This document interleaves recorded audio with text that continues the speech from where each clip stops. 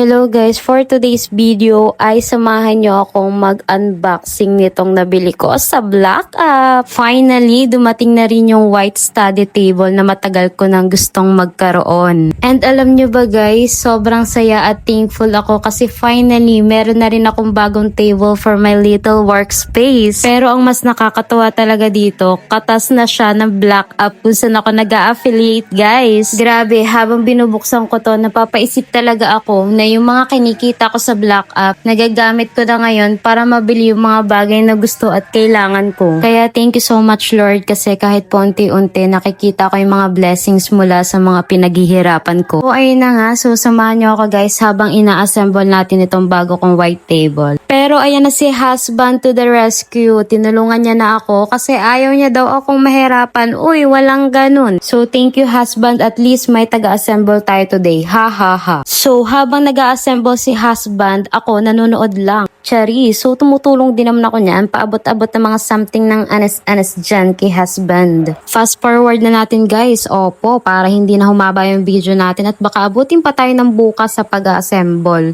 So ayan, after ilang minutes na sa pakikipaglaban namin dito, finally tapos na rin. Pero bago natin siya i-set up, inilabas muna namin yung table kasi lilinisin muna namin yung kalat. Opo, para maayos na rin natin yung magiging little workspace ko. And finally, ito na yung finished table. O, diba ang dami agad nakapatong, hindi nakaka-aesthetic tingnan. Alam nyo ba guys, ang ganda niya kasi ang sturdy niya, matibay talaga siya and stable. Hindi yung konting galaw lang umaalog na agad. Ang simple lang niya pero sobrang happy ko talaga. Parang ang sarap biglang maging productive kapag bagong setup. Huy, wag ka magpanggap. Ayan guys, so next naman natin ayusin at decorate yung workspace ko. So hindi pa pala natatapos dito yung pagbuo ng workspace ko guys kasi magde-decorate pa tayo. Pero hindi muna natin gagawin ngayon kasi may hinihintay pa ako mga parcel na pang decorate guys. So abangan nyo na lang yung next vlog natin para sa actual workspace makeover. O diba, may pag-ganern? And by the way guys, dalawa nga pala yung account ko sa Black App. So yung main account ko, random post lang ako doon. Kung ano lang trip kong i-post lang, ha ha ha.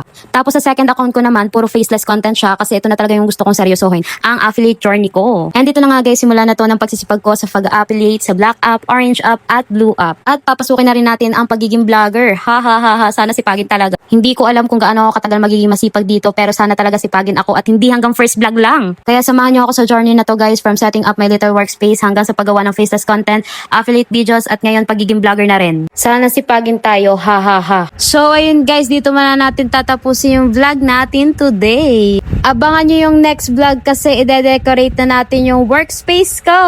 Ay, napaka-arte.